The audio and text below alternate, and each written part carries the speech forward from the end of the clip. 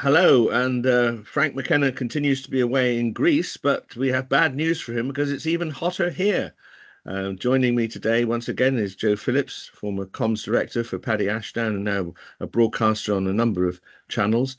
And today we have a pretty packed agenda. The idea that it's at the end of July and that everyone's going away for the silly season, which used to be the case in politics, there's an awful lot going on. Obviously, we'll be looking at the state of the British economy in the light of the statement by the Chancellor of the Exchequer. We'll be looking at the American political scene, where the temporary truce after the assassination attempt on former President Trump has certainly gone with what many regard as a tasteless attack on the fact that Kamala Harris does not have children. We'll be looking at the Conservative leadership race. We now have the candidates for this long-running steeplechase, and we're getting Jo's views on that. And also we'll be looking at the ever-troubling situation in the Middle East. Just looks all bigoted woman. Me and my friends sort of used to run through the fields of wheat. You turn if you want to. The ladies not for turning. It will cost. I know words, I have the best words, but there's no better word than stupid. Jo, can I begin with the Chancellor and this? I've opened the cupboard and look at the horrors that I've discovered within. Do you buy this?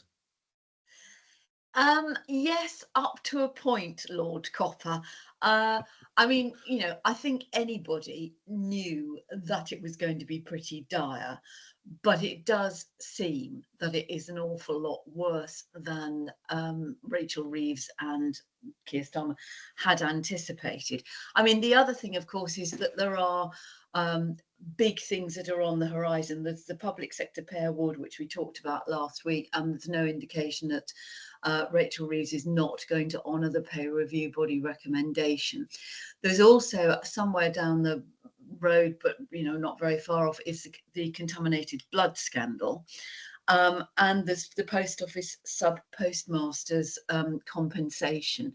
So there are those sort of big things looming, but I think what is quite clear is that the Conservative Party over a number of years have promised all sorts of things without funding it, without costing it, and they have been spending money. They were spending money like it was going out of fashion on consultants and various other things. I mean, we know that Rwanda, £700 million, and not a flight has taken off, and not a single person has even gone to Rwanda, apart from Suella Braverman, if you remember.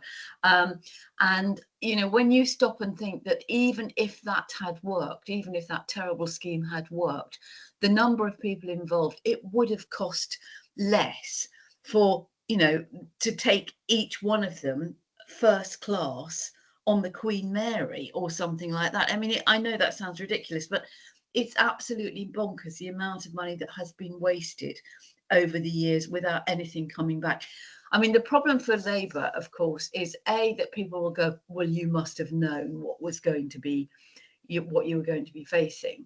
And the other problem is that it gives the Tories, when they're not fighting like cats in a sack, a stick with which to beat them, saying, oh, well, this is your cover for putting up taxes. But, all of that remains to be seen. I don't think we're going to hear anything about taxes until the autumn, when Rachel Reeves makes her proper, first financial statement budget.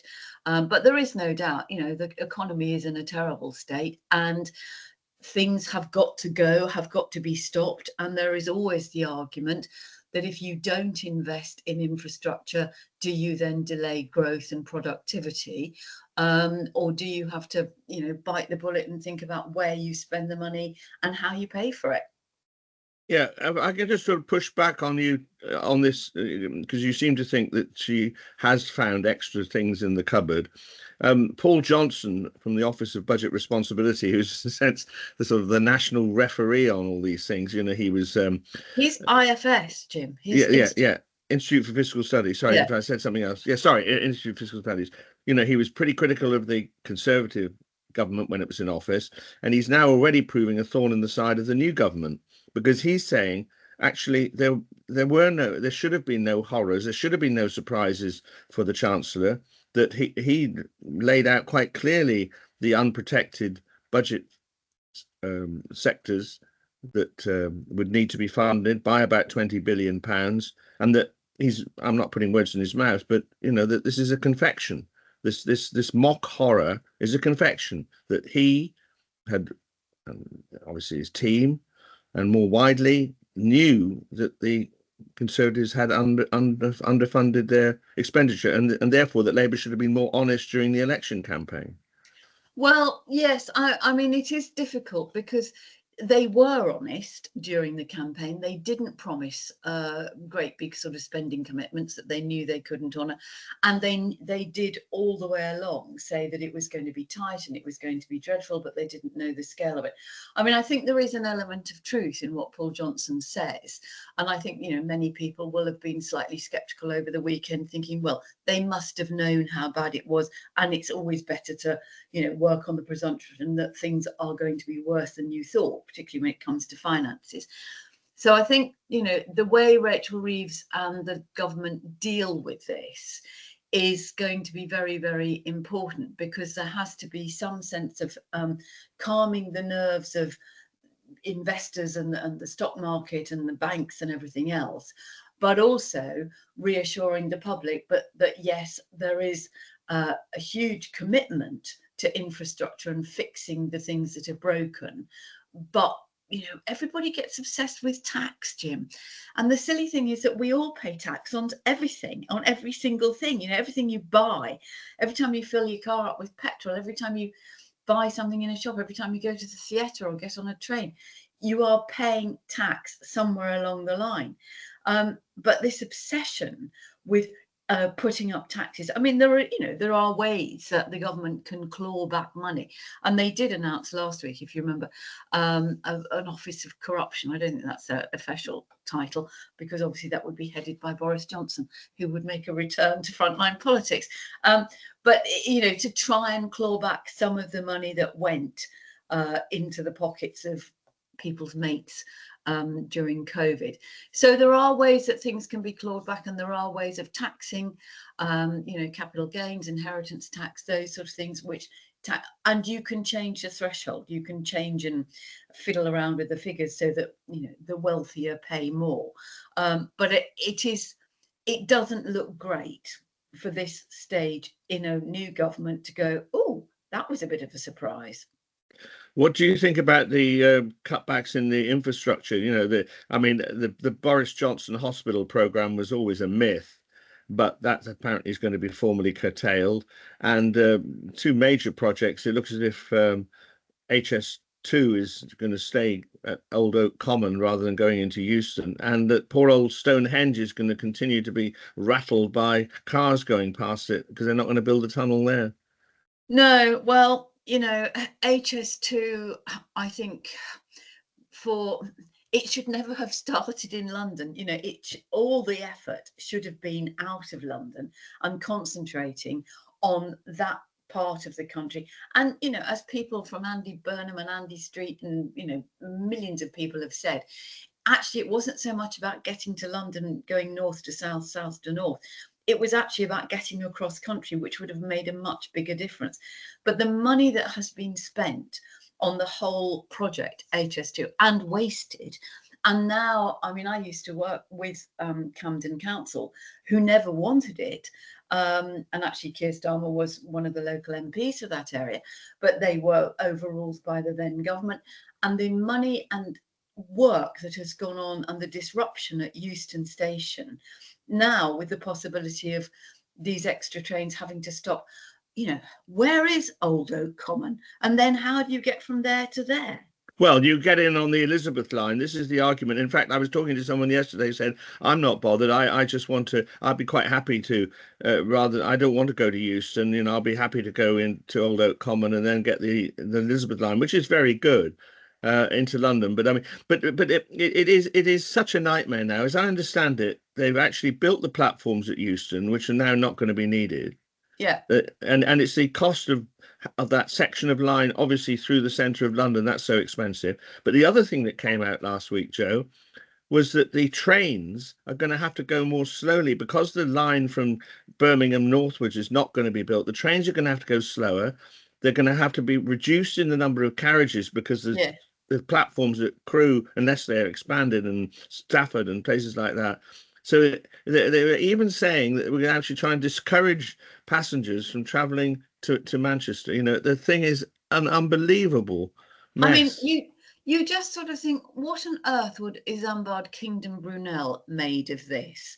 What on earth, you know, the Victorians who built sewers and tunnels and bridges and railways, that we can't even get something right so that we've actually got the right train that fits the platform. And HS2 was never about speed, really. It was always about capacity. And if you're then saying, actually, it'd be a really good idea not to travel to Manchester, well, you know, the problem is one new government can't unravel the appalling mistakes of previous governments.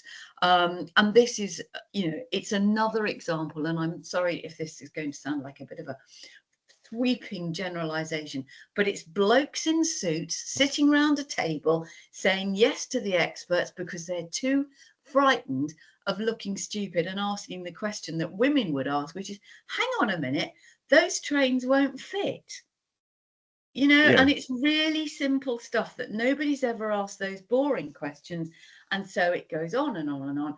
And the turnover of staff at HS2 at very, very high paid level, and the disruption to local businesses, local people who've had their houses bought compulsorily purchased along the route, the blight it's put on planning and everything. I mean, the whole thing's an absolute bloody shambles. Yes, the answer to your question, what would Isambard Kingdom Brunel have said, is that, of course, he had the resources of the British Empire, and also the vast number of people still couldn't vote and certainly couldn't be articulate, and so it was a different environment to build the infrastructure. But anyway, let's move on to this very interesting thing. I did blog about it last week. The public sector pay, where not only does the government seem to be, they're going to pay it out 5.5%, but Rachel Reeves specifically referred to the danger of industrial action if she didn't do it. So you know, the Conservative critics are going to be saying, here we are, here's the Labour government looking after its trade union friends big time. Oh yeah, well, you know, of course they would, but then you've got sections of the press and the Tory sort of community, if you like, who still think there are union barons sitting there smoking cigars, you know, patting their fat bellies with their braces, going, "Oh, composite motion 43." Men again, Joe. Men again. Yeah, I know. Well, you know, the unions aren't like that. Look at Sharon Graham. Yeah, you know, look at there are unions are there for different things. And as you know, Jim, I wrote a book about trade unions and was for a little while an industrial reporter.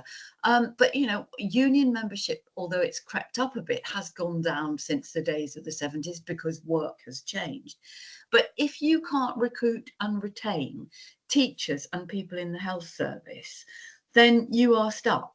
And the only way you can do that, or one of the ways you can do that, is by paying them a decent wage. I mean, you know, most of these people that we're talking about, teachers, prison officers, and health professionals, I think not including doctors, you know, they are people who've just carried on going through COVID, through the recession. They've been doing, you know, pretty awful jobs.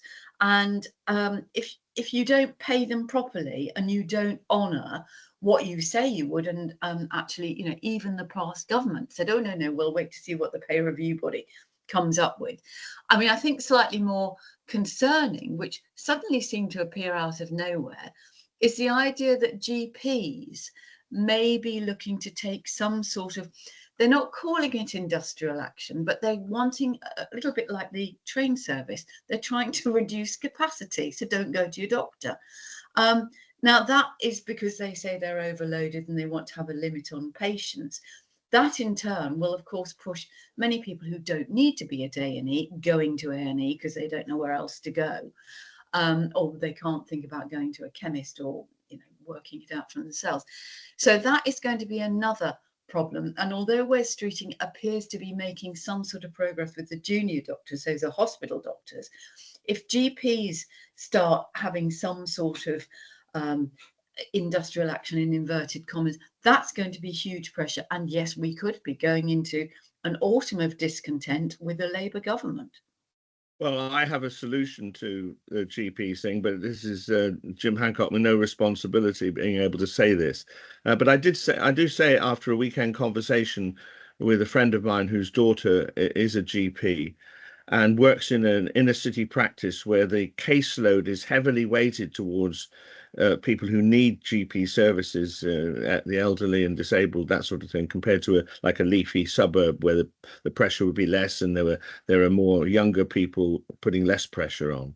And I actually floated my idea, which is that, and I think this was Nye Bevan's original vision, which is that the GPs should be part of the National Health Service, and they shouldn't be small businesses having to worry about whether the roof of their practice is leaking and employing all sorts of staff and this sort of thing. Now, obviously, the cost of buying... hello, Kat. Sorry, she's a weekly feature. It's lovely. It's lovely. It's like the Downing Street cat. It's a... Gosh, she's making a second pass. Obviously the cost of buying them out and so on will be prohibitive, but I do think this is a problem that needs to be resolved for the reasons that you've so clearly outlined. Yes, I agree, and I think the other thing is that there has got to be more emphasis on prevention, and it's the things that we can do to help ourselves, and it's about obesity, it's about exercise, it's all of those things, which of course, and the other thing, as I'm sure your friend's daughter would testify, GPs now are dealing with people who have many more complex needs. So we're all living longer, but we're living with a variety of things. So once upon a time, you'd have gone in and said, "Oh, I've come to see you about my knee." Well, you might have had, treatment for blood pressure. You might be recovered from cancer. You could have had an operation. There's all of these things. There's an awful lot of medicines involved. There's an awful lot of checkups and diagnostics. But you're absolutely right. If you've got a good practice, which has got health centre nurses, nurse practitioners, and you've got them running clinics on, whether it's heart or diabetes or antenatal or whatever it is, that works. But if you are just a GP and one of several dealing with all of these people who need referrals and everything else. But just to go back briefly, Jim, on the point about budget, scrapping the 40 non-existent hospitals that only existed in Boris Johnson's head is not a daft idea, because unless you've got the staff to work in those hospitals, there's no point. Yes, but I mean, building hospitals is a long-term thing. So it will probably do it this way round. Will suddenly boost the number of staff, and then there won't be the hospitals for them to work in. But let's move on to the decision. And Sir Keir bared his teeth last week, suspending 7 Labour MPs from having the temerity to vote for an end to the 2-child benefit. And the thing that's not been widely reported is that this suspension is for 6 months initially, and then it'll be reviewed. So if these 7 MPs misbehave during that period, they could more or less face permanent suspension from the party. And Jeremy Corbyn has written to them suggesting they form an independent group. So Jeremy's up to his mischief. But what do you think about the decision? Because I wrote last week that I thought it was a little unwise to immediately open the narrative that here we go again. There's always a left-wing troublemakers in the Labour Party, and all that's been sort of set up again, instead of trying to keep, I know that's a fiction, but trying to keep the band of brothers on the road at this stage rather than starting to punish people and create martyrs. Well, you could argue that, but you could also argue you strike early and say, we will not have this sort of indiscipline. And it is a very difficult issue. That it was over the two-child benefit cap, which we've discussed before, and there are ways of dealing with and looking at how you alleviate poverty. And there are, I think, as you put it to me actually a couple of weeks ago, do you remember Frank McKenna? Do you remember him vaguely? I don't really. I think our coup's been successful. But I think anyway, he's in permanent exile. but we were talking about it, and it is a real problem, the whole issue. If you say to people who have got 2 children and then decide they want 3 or 4 children, but they're on benefits, that's fine. Whereas people who are not on benefits, working people, working poor, are having to make decisions, very difficult decisions, about whether to expand their family. So it's a big issue, and it's a big issue of child poverty, and it's a big issue of personal choice, and it's a big issue of where the taxpayer funds and who it funds and how it funds. But we've talked about that, and I think the government. What about the tactics? What about the decision to suspend these, take the whip off these 7? I mean, my initial thought was, blimey, that's a bit harsh. But actually, I think it's the right thing to do. And it's sort of up to them. I mean, Rebecca Long Bailey, John McDonnell, a couple of the others, it's not really any surprise because they're of the left anyway, and they probably would be more at home under a Jeremy Corbyn-led Labour Party in permanent opposition. But you send out a message to the others. There's an awful lot of MPs with not a lot to do, and if they think they can get away with by being rebels just to get a few inches in their local paper saying, I'm fighting for X, Y, Z, I think you're sending out a clear signal. We've got a very big job. We've got a very difficult job ahead of us.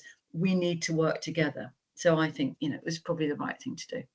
Just finally on the economy, there has been some talk that this is quite an important battle for the narrative of this government. And this relates to the Conservative leadership, which we're going to come on to later, that, this was an argument for getting a new leader of the Conservative Party in place early on, because otherwise Labour can set its own narrative. Whereas in 2010, of course, the Cameron-led government were able to point to that infamous note that Liam Byrne left about there is no money left, and it sort of set the agenda for it. How important do you think it is that the public will start to develop an impression of the Labour government in these early weeks and without a proper Conservative leader? I don't think the public generally give a damn about the Conservatives anymore. I think that, that sideshow has rolled on, and they are now a little bit like one of those sad circuses that you see on a brownfield site that will soon be concreted with affordable homes if Angela Rayner has her way. That you just sort of think, oh, are they still there? They're still there, a little bit moth-eaten, a little bit threadbare, same old tricks. They're a long way from being an effective opposition. And I think at the moment, the government is dealing with some really difficult things, but far better to deal with them early. Set your tone early. The economy is absolutely in the doldrums. Discipline we want above all else. There is room for discussion. There's room for X, Y, and Z as we go down the track. But, they're going to make tough decisions.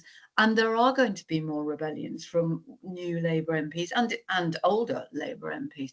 But unless you set that right to start with, you're then going to have every single person going, but hang on, the economy's that bad, but what about my patch? Which is fine, because that's what constituency MPs are for.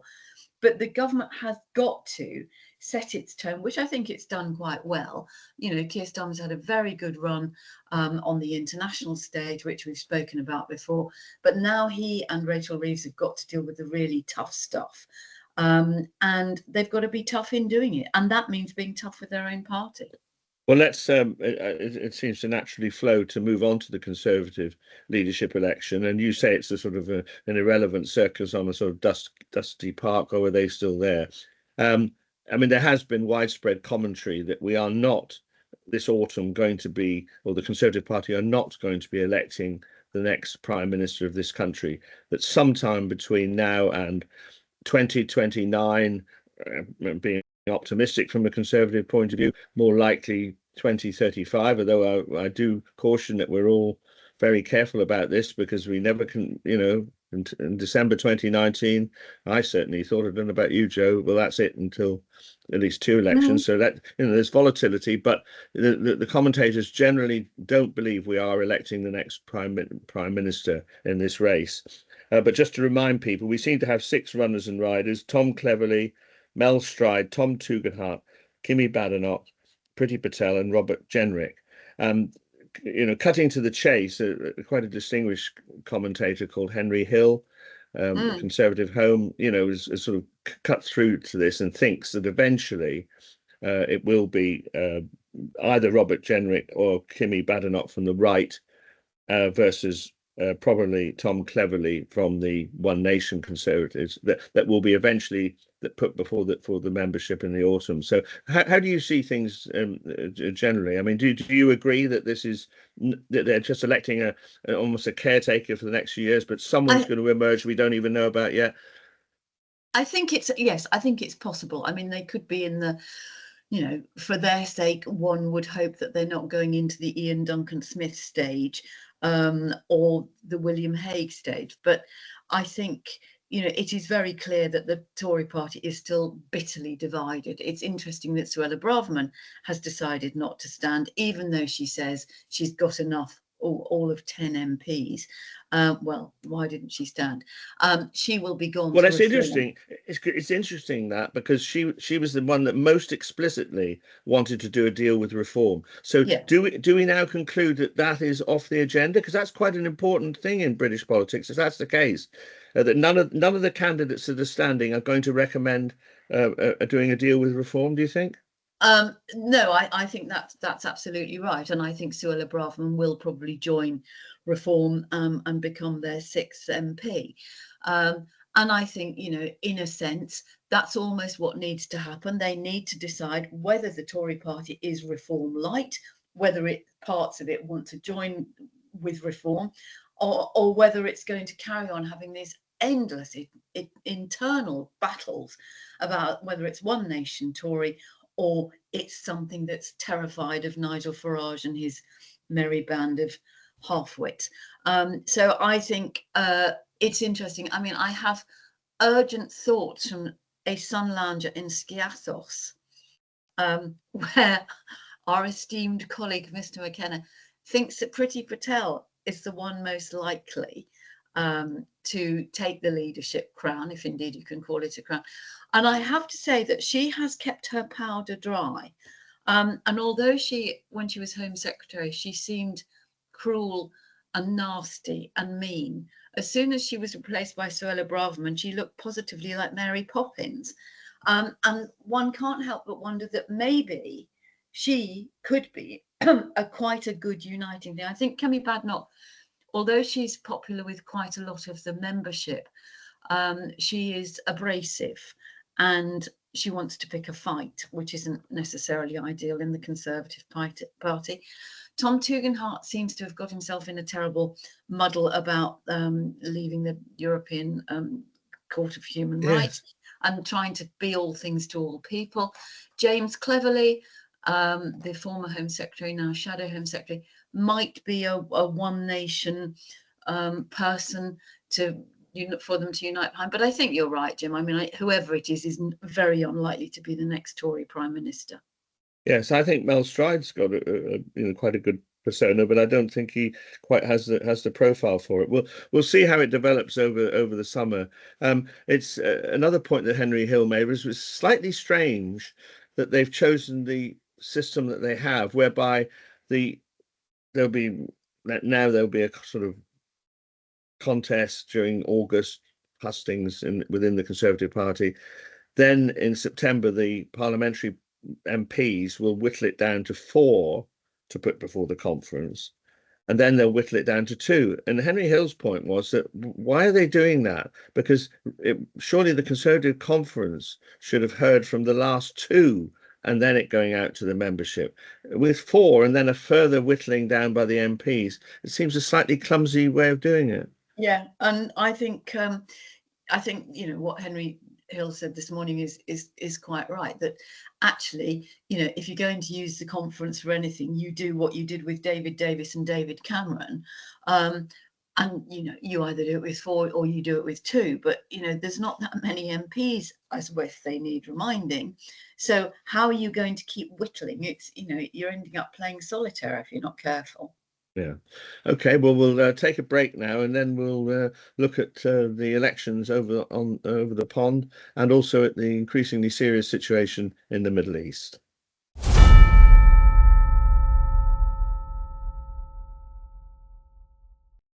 Welcome back to Downtown's podcast. Frank McKenna is still on holiday, but Jo Phillips is with me in fine form today. And Jo, we're now going to turn to the United States, where Kamala Harris is getting ready for the Democratic convention as the presumptive nominee of the Democratic Party, and has been in receipt of the resumption of what I have to call pretty nasty personal campaign of the Republicans. I mean, we remember that very briefly after the assassination attempt on President Trump, which we all condemn as an awful act, he did quieten down, and then chose Vance as his vice presidential nominee. But as soon as Biden stood down, we've seen an upping of the rhetoric. What strikes me is that the attack by the Republicans on Harris is almost policy light. It's all about her, and this very unfortunate attack by Vance on the fact that Harris hasn't got children. Perhaps he should have had a word with Andrea Leadsom, who mounted a similar attack on Theresa May some years ago, and which cost her. And Andrea Leadsom, I always thought, had a lot going for her, but it was a fatal mistake that she did. Cost her the Conservative leadership in 2017. So what do you make of the situation in America? Well, I think it's jolly exciting because Kamala Harris has clearly energized the Democrats and has raised a staggering $200 million. I mean, 81 million of that was raised in 24 hours alone. And the numbers of people who are joining in on the sort of the virtual Zoom conferences and campaign meetings, they're in their tens of thousands. So there is no doubt that she's re-energized, she's galvanized it. The Democrats are hopeful. She's, in a way, she's a beneficiary of it being a short campaign. Trump, I wonder, had he known he was up against Kamala Harris, whether he would have chosen Vance as his running mate, whether he might have gone for somebody like Nikki Haley, for instance. Because now what you've got is one person who is obviously completely deranged, Donald Trump, who is now accompanied by somebody who is frankly weird. And this attack on, what is it, women who live with cats, as you've just seen my cat come across the screen. Carol Cadwallader, the extremely good and well-respected journalist who unraveled the whole Cambridge Analytica stuff, she wrote a piece over the weekend in the Observer and said, these sort of attacks, they used to attack women who had no children but who had cats as witches. And guess what? That was because witches knew shit. And guess what? We still do. And she's absolutely right. And I would actually recommend anybody to read that article because it's about misogyny. And of course, that's what did for Hillary Clinton, along with her own hubris and her sense of entitlement that she was automatically going to get it. I think what happens now is that Kamala Harris has got to choose her running mate very carefully, because she has probably got, women. She's certainly got black women. She will certainly have younger people. What she needs to do now is to appeal to the white working class men. A friend of mine said, she should go with Pete Buttigieg as her VP. But of course, he's gay. That might be a step too far for that white working class Midwestern voter that she needs to capture. But there is no doubt that it is going to be an utterly vile campaign. And, nobody does nastiness better than Trump. I just wonder, Jim, whether this time he might just overstep the mark, on something like, the fact that Kamala Harris doesn't have children, or it could be on something completely different. But there is a point where even Trump might cross a line for the women who support him and, the daughters of those women. Because, if you think about it in a work situation, men will say, oh, it's only a bit of banter, it doesn't mean anything nasty. And there comes a point when somebody says, actually, that's wrong. And I wonder whether he might shoot himself in the foot. Well, he already had a problem with many women in America because of his position on abortion. Yes, exactly. And I would have thought that, this additional stuff about childlessness and the general tone of it being a sort of, as you say, a macho thing between him and Vance is really going to make it extremely difficult. I mean, I'm exaggerating, obviously, for any woman to vote for that ticket. I mean, they will do, obviously, but he's running a great danger of losing a large section of the American population. Yeah, well, and I think actually, in population terms, I think there are more women in America than there are men. No, I mean, I think he must be absolutely furious, and I wonder, I don't think he can dump Vance at this stage, and then he would create an enemy for life. But I do think, had he known he was up against Harris instead of Biden, he might have chosen a different VP. Yes, I mean, because Frank McKenna has, I think, in a text to us suggested that we discuss that and whether Frank thinks it's possible. I don't think it is, because we've had enough turbulence in this in the tickets formation for this election, quite unparalleled, really. With Biden standing down, I don't think Trump wants to ape that, but I think you're right. He would have chosen a different vice presidential candidate if he'd known this was going to happen. I mean, the other thing is, of course, he's now the old candidate, having made such a thing about age. Exactly. That's the other thing that's dramatically changed. But let's not get too carried away.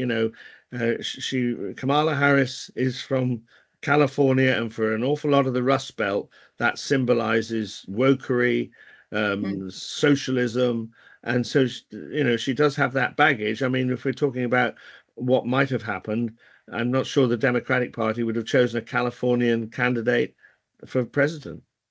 No, and it just goes to show why politics for people like us is so utterly fascinating, because it can change in an instant, and all bets are off, and all of a sudden things are looking completely different. I mean, 2 weeks ago we were still saying, oh, for goodness sake, come on, Joe Biden, stand down.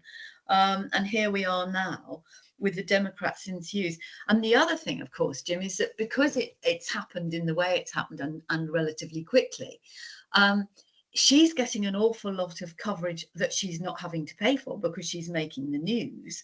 But she's got this war chest now for the campaign, which is continuing to grow. And she's obviously got the backing of the Obamas and people, and who knows if Taylor Swift might actually come out and support her. But the fact that Beyonce has given her permission to use that song Freedom, I mean, that sends out a huge message to so many people. But like you say, you've still got that chunk of America, if you like. It's the sort of, well, I don't know, that it's the rust wall, isn't it, if you were to use our analogy of blue and red walls here. And you've got those people who are distrustful. They think that Kamala Harris, as they did with Hillary Clinton, represents that sort of woke elite stuff. But she came from very, very humble origins, and of course she's a woman of color and Asian heritage, and she's had a very good career as an attorney. And that's the other thing, that I think you've got this element of, amongst the Trump supporters who want to be able to carry guns and do what they like, and his misdemeanors of fraud and sexual assault and everything else, they don't really matter. This is a woman who's upheld the law and, as she said, dealt with people like that. One other thing before we move on is the position of President Biden. Now, obviously, this has happened before, that if a president gets 2 terms, that the candidate of that party has got to run their campaign whilst the president remains in office. But this is a slightly different thing, and there's been some anxiety that President Biden is obviously privately furious that he's been pressurized to stand down. And I don't know if you followed his address to the nation last week, but it was, I'm not being unkind, but it was largely self-serving. He hardly mentioned Kamala Harris. And it, many people think that in his last few months, he's determined to do things because he's determined not to be seen as a sort of only remembered for the guy who had to stand down, that he's very conscious of his place in history, and that he might try and do things that actually Kamala Harris will not be comfortable with. One cited is, and I don't see how this could happen, but there is talk of Supreme Court reform, trying to enlarge the court because it's delivering right-wing judgments against the Democrats. And the Middle East, Kamala Harris was clearly struck a different tone with Netanyahu last week from the one that Biden did.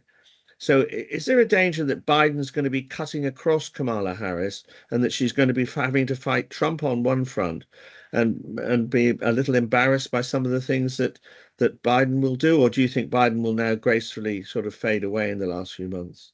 I would hope that having made the decision to withdraw, that he's got enough good counsel from people like Barack Obama and other people around him, and Nancy Pelosi, that he will just be graceful and dignified. I think what's interesting, though, that you're absolutely right, Jim, his speech was all about him. And it does make you wonder that beneath that sort of rather avuncular Joe Biden is somebody who is incredibly narcissistic, actually, and obsessed with their own position. Now, here is a man who's had a very distinguished career in politics from a very, very early age.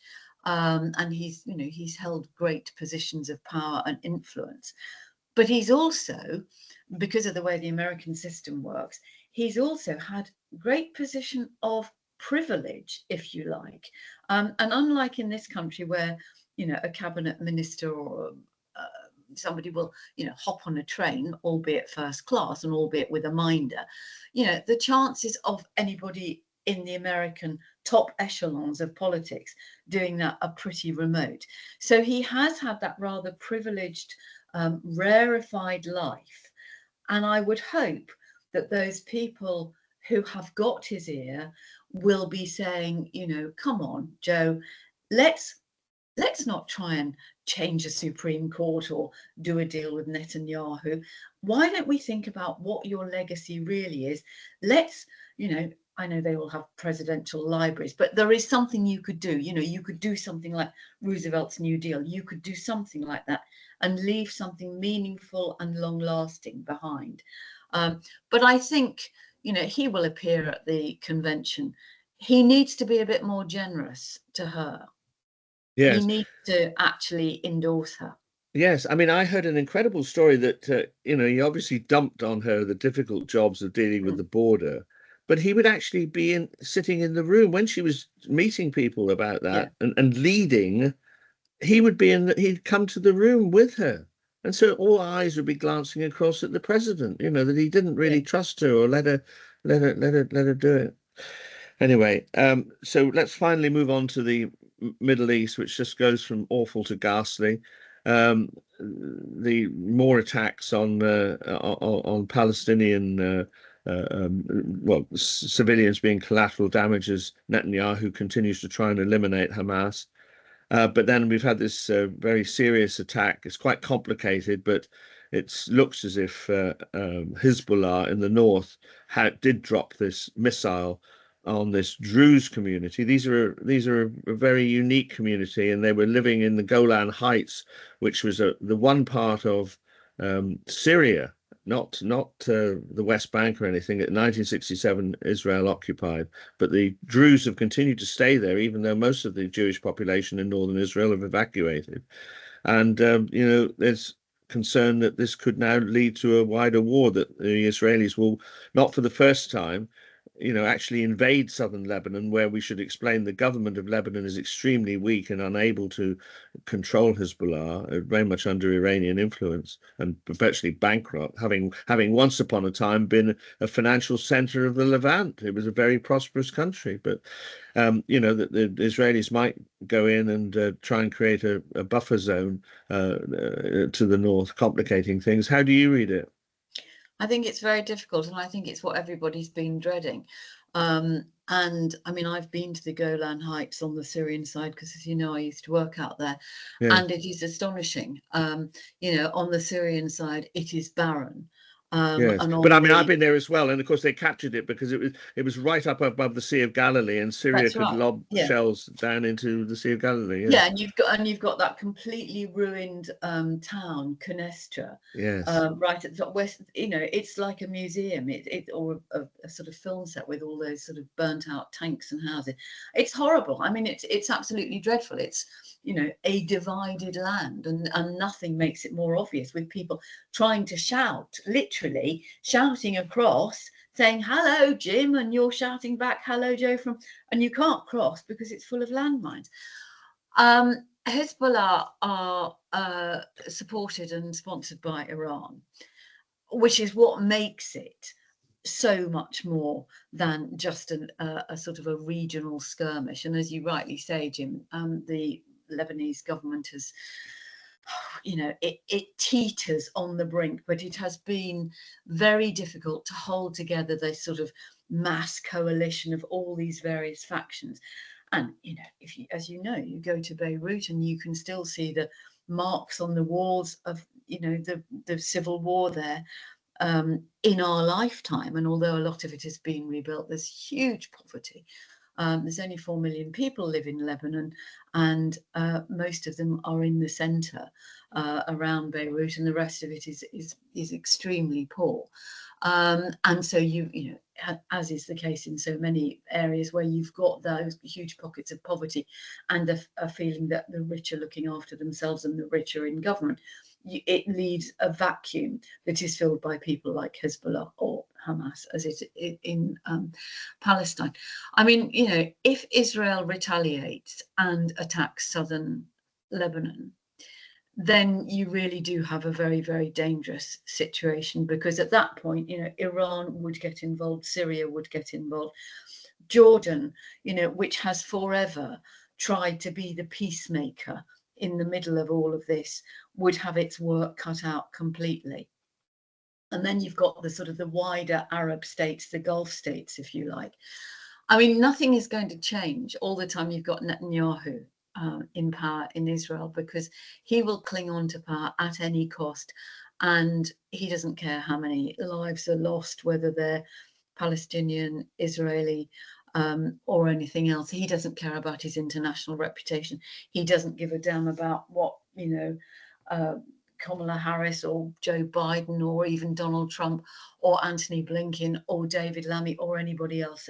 He is there with one purpose only, which is to hang on to power at whatever cost. And I think that is the real problem, because you're never going to have any sort of negotiation and any sort of peace or moves towards peace when you've got somebody that intransigent. And meanwhile, there was a very good article, I don't know if you saw it, by Patrick Coburn in The Eye. Now, you probably know Patrick because he's of our sort of, well, he's a bit older than us, but he's our sort of vintage, if you like, been around a long time, very, very good journalist, who had polio when he was a child in Ireland, when he was 6 years old. And he's talking about polio now on the rise in the refugee camps and in what is left of Gaza.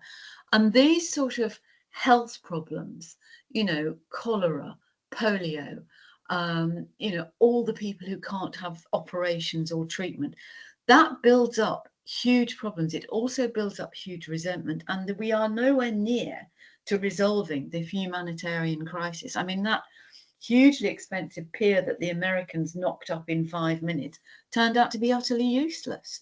And you've got the heat, you've got no water, you've got no food, you've got aid agencies on their knees. And unfortunately, as is the way of so much foreign conflict, the world turns another way and looks at, as we just have, the election in America, or what's happening to the economy in Britain, or the Olympics in Paris, or whatever happens to be the thing. And we collectively take our eyes away from something, so that pressure is not on for a solution. And I think, there were people being interviewed in Beirut yesterday saying, we might have to move. And you think, Beirut, it was once the Monte Carlo of the Middle East. I mean, it's a beautiful city. But are they really going to go into another war? Because if that happens, that will last a long time, and the ramifications globally are enormous. I just wonder, because there hasn't been any immediate mobilization on the northern border. I just wonder whether there is also a military issue that, the Israeli Defense Force is pretty preoccupied in Gaza. Whether it's in a position to fight a two-front war, I think that might be a consideration. Just on the domestic front, in relation to what we're talking about, and we are conscious that Labour did lose, some seats, Leicester South, John Ashworth and Blackburn, and a couple of others. Wes Streeting just held on against Gaza independence. The incoming Labour government have done two things. One is that they've are now cooperating with UNESCO again. You remember that the Conservative government broke off relations because UNESCO were allegedly embedded with Hamas. UNRWA, I beg your pardon. And so they're working with UNRWA again because there were allegations UNRWA were too close to Hamas. And the other thing is that Labour I think the Conservatives have objected to the International Court's arrest warrant for Netanyahu. But Labour apparently, this is all technical. There's no way that Netanyahu's going to fall into the hands of anybody to be arrested. But that Labour has actually withdrawn its opposition to that arrest warrant. So they're quite interesting developments. Yes, I think so. And I think it's sending out signals. I think the whole calling for an immediate ceasefire, it goes back to, head and heart and all the rest of it. And I think Keir Starmer didn't get it right, back in the days before he was Prime Minister. He didn't get it right, and lots of people couldn't understand why. You couldn't just say, we need a ceasefire and we need a ceasefire now. But these two events that you mentioned, Jim, I think do send out quite different signals. And in a way, it's a little bit like we were just saying, Kamala Harris, she didn't go to Netanyahu's speech. She did have a separate meeting with him. And she has got a completely different tone to Biden. And I think, to withdraw opposition to the International Criminal Court's advisory claims against Netanyahu, I think again it sends out a different signal. It sends out, we are not going to tolerate this anymore from Netanyahu. We will support Israel and its right to defend itself, but what has happened under Netanyahu is beyond that. So I think it's sending out signals, and I think those signals, I know people will think, oh, well, for goodness sake, you need to do something a bit more concrete. But in the world of diplomacy and foreign affairs, a lot of it is about signals, and a lot of it is about how you then maneuver. And to go back to, the beginning part of this particular part of the conversation, if the Middle East gets into a wider conflict that will involve far more players than those that are actually on the stage in that particular geographical area, if you like, the signals that you send out to those people are hugely important. So I think, none of these things should be underestimated.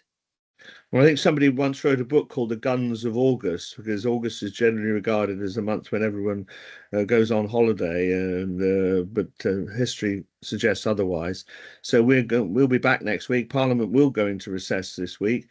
Next week, the most significant event of next week will be the return of the of the sun lounge lizard from Greece.